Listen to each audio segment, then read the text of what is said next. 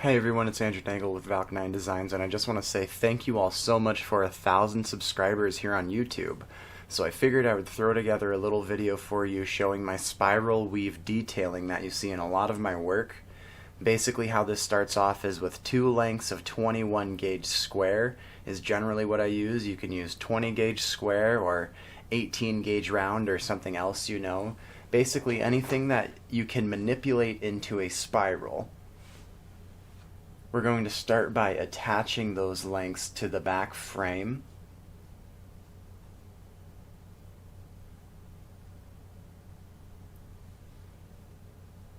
Twist those ends in there and make sure you attach those very securely to the frame.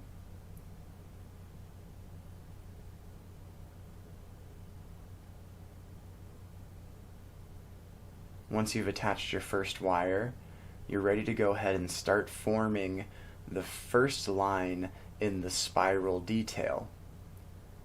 And I always like to just naturally let the wire bend. As you can see me just pull it there. I bent it forward and then pulled it to the right to start forming the circle. And then just making a few minor adjustments. A natural curve always looks better than a forced curve with pliers. Then we're sending our second length through to the back and attaching that to the frame as well.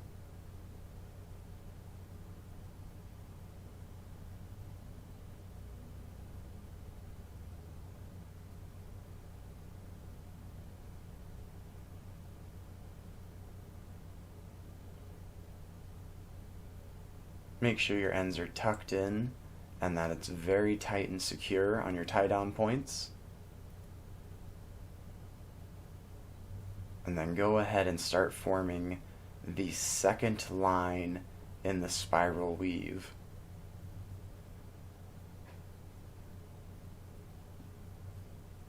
This will be where you start to build your weave onto the spiral detailing. Make any minor adjustments you might need to make sure that that second curve is sitting inside of the first curve.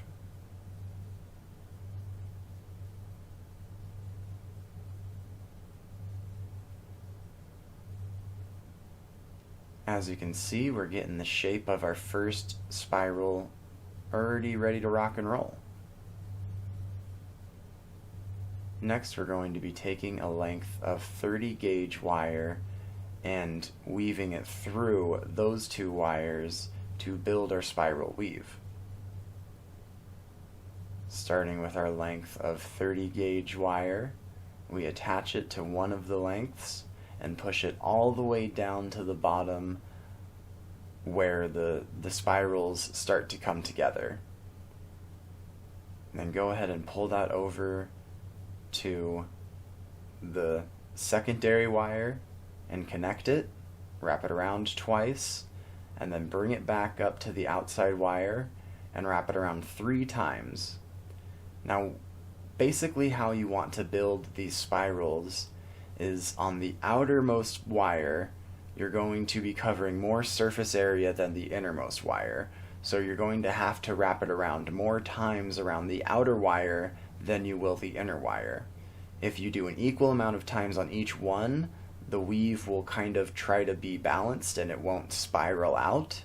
So to get it to spiral out, you have to attach the wire a couple more times on the outermost base wire of the weave and then bring it back down. So basically to start it off, I was doing 3 around the outermost wire and then 2 on the innermost wire. And then as the weave progresses, I'll move up to 4 times around the outermost wire while still only doing twice around the innermost wire, and then going up to 5 on the outermost, and then 6, and then 7, and so on and so forth. And that starts to create your spiraled weave.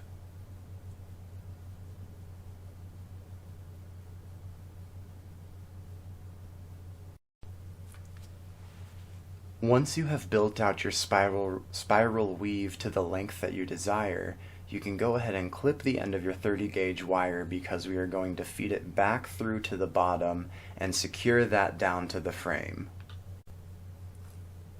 We're going to connect that 30 gauge back to the frame.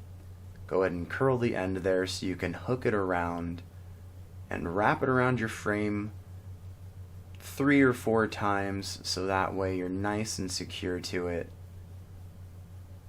After I secure my 30 gauge wires to the frame, I always like to attach one of the 21 gauge or something else back to the frame around where I've connected that 30 gauge wire to really secure it in. Once you've tied down your ends, you're ready to build the secondary spiral in the other curl. We're going to be starting off with 2 other lengths of 21 gauge square wire. I like to use half hard for all of my detailing wires that aren't super small. I feel it adds more sturdiness to a piece, and so that's why I end up using half hard for all of my connection wires and stuff like that. Once you've connected those to the frame, you're ready to start building your secondary spiral. Curl those wires much like you did the first time. We're going to allow a natural bend to form to make the spiral detail. After you've formed the outside spiral curve, you're ready to feed your other wire through and make your inner curve. Feed that secondary wire through the curve and back to your frame. You might need to give it a little bit of a push. But once you've got it pulled through, you're ready to attach that wire and then start building the secondary curve. Make any minor adjustments you might need to because that inner curve needs to be sitting on the inside of the outer curve.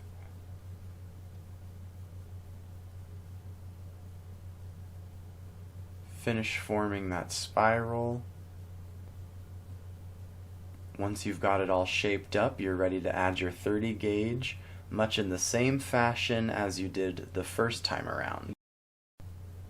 Using the same weave pattern as we used on the first spiral, you're going to be doing a repetition of 2 and 4 on the outermost, and then 2 and 5 on the outermost, and then 2 and 6 on the outermost, doing the progression to make the spiral weave. And then once you've finished up that weave and tied down all your ends, you're ready to take another length of 30 gauge wire and build the final weave that will connect the 2 what were the innermost spiral details, but then those spiral out and now become the outermost detail on the pendant. This is going to be just another little weave. We're going to do 2 across on one side and then 2 across onto the other. We're going to just crisscross back and forth until we've built a nice little weave there. Make sure your ends are tight, and you always want to make sure that that wire is curling in the direction that you want it to go. Continue doing that simple weave pattern around the 2 base wires. And once it's to the length you want it to be, you can clip off your length of 30 gauge and connect all of your ends back down to the frame.